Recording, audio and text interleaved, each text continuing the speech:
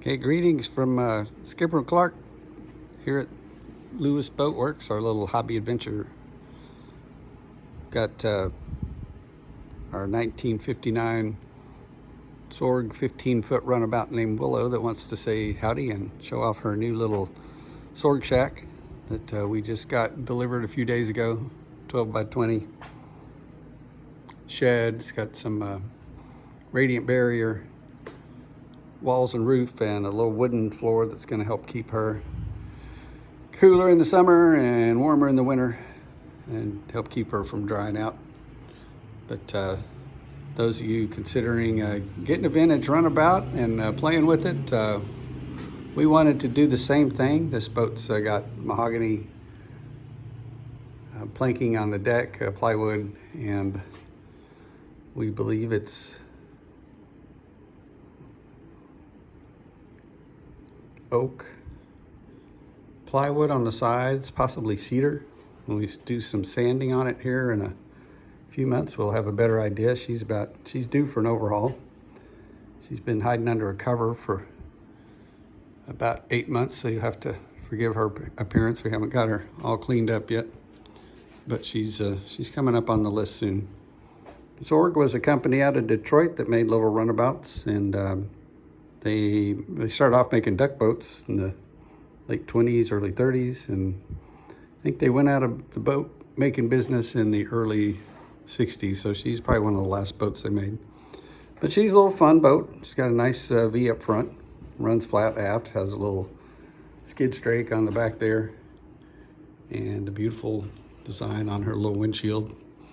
Came with a 25 horsepower Johnson that was probably making a good mailbox for someone somewhere, and we decided to modernize the power and went with a 25 horsepower 4-stroke Suzuki. Friend Gary at Lou's Marine in Gulf Breeze, Florida, installed the motor and the controls for us, put a vintage wheel on it. She's got the thing we wanted in our shallow bay, and our remote bay was good reliability. We like the quiet. We like not having to mix the fuel and oil. And we also didn't want to be back there trying to tilt the motor up and down, so this has electric tilt and trim on it.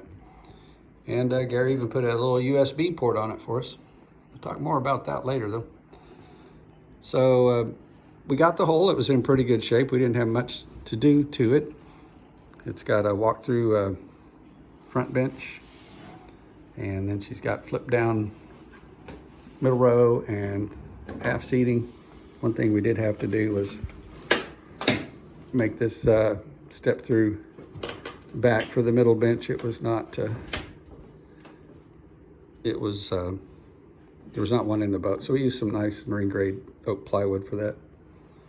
Looks like we need to go find some hinges. The one in the middle is great. The other ones on either end were obviously not marine grade. They look pretty crusty. And some of these boats came with floorboards, but that's back when people were tiny and they could fit in them. So we've kind of left the floorboards out, but in the middle we did add in a little step area, so when you're stepping on and off of the boat, you didn't have to step all the way down into the bilge and catch your foot on a stringer. And then this middle section slides aft once you get underway if you want more room. Some things you have to consider when you find a dry hull, I'll call it, or a bare hull. There's nothing else in it. You got to figure out where your gas is going, where your battery's going, where your bilge pump, your water separator, where all the gear is going to go, and you got to think a lot about the balance of the boat. So you got a motor and a battery in the back. This boat rides great with 2 people up front. Very balanced, and if you throw a couple more in, they can sit in the middle row, or they could even sit in the back row. So you got to get your throwable cushions, you got to get your fenders, you have to have all your safety equipment. So start adding weight right away as soon as you get one of these things. Gary wired up the navigation lights, and he also put in a automatic bilge pump that runs off the battery. Speaking of running things off the battery, we soon found out that the little USB port had a little green light on it. If we left it boat sitting on the lift without a battery charger on it, that little green light would run the battery down after a while. So we invested in a Pro Mariner Pro Sport HD 6 amp 1 bank battery charger, and it's a smart tender that will keep the battery charged up, and then once a month or so it'll drain it down a little bit and charge it back up again. It will work with your flooded lead batteries, your AGM, or your gel. So it's a good investment. So you're not out there finally get time to go boating and you get out there and you have a dead battery. You're having to make a trip to Napa to buy a new one. Not that we ever did that.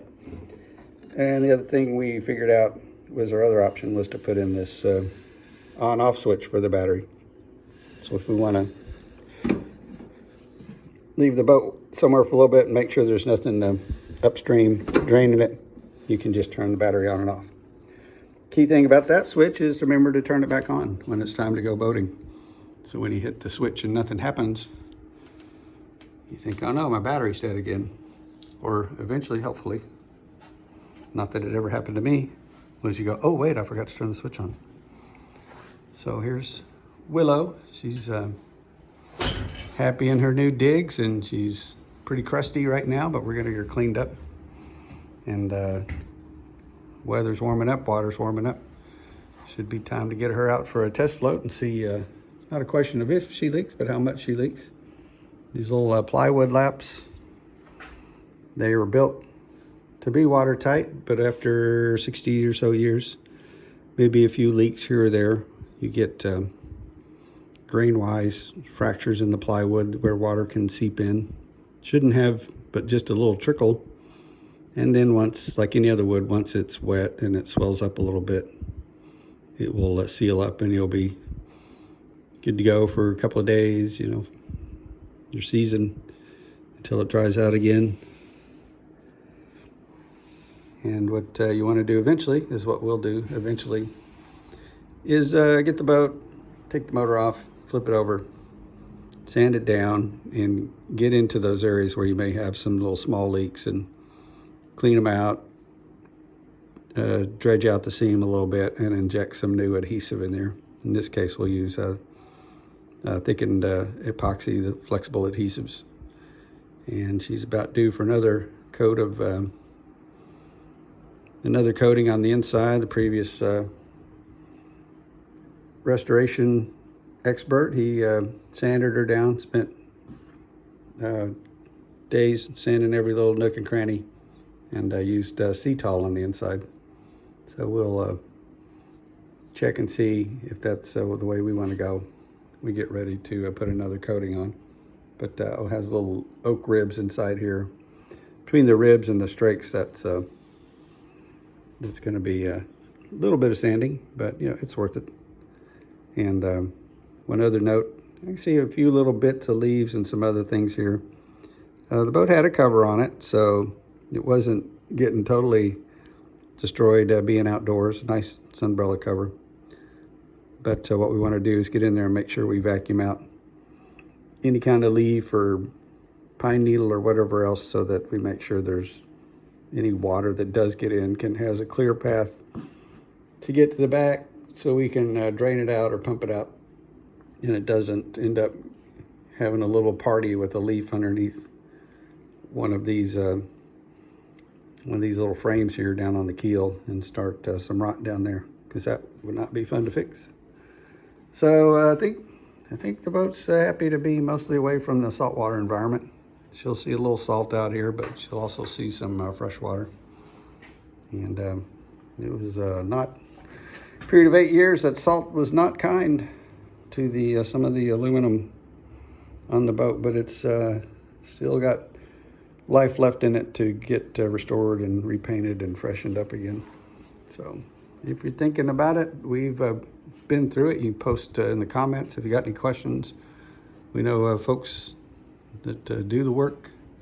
We do some of the work ourselves, and we'll be happy to hear from you if you know some of the good people that do the work for some things like getting some chrome redone, Real's finding better chrome. This needs a little bit of work, but it was not the highest quality when it went on in the first place. It got the job done. It was something left over in the parts bin for the guy that did it, but it's about that time to get it refreshed. But in the meantime, go out and use it and have fun, and we hope that's what y'all are doing too. And that about does it.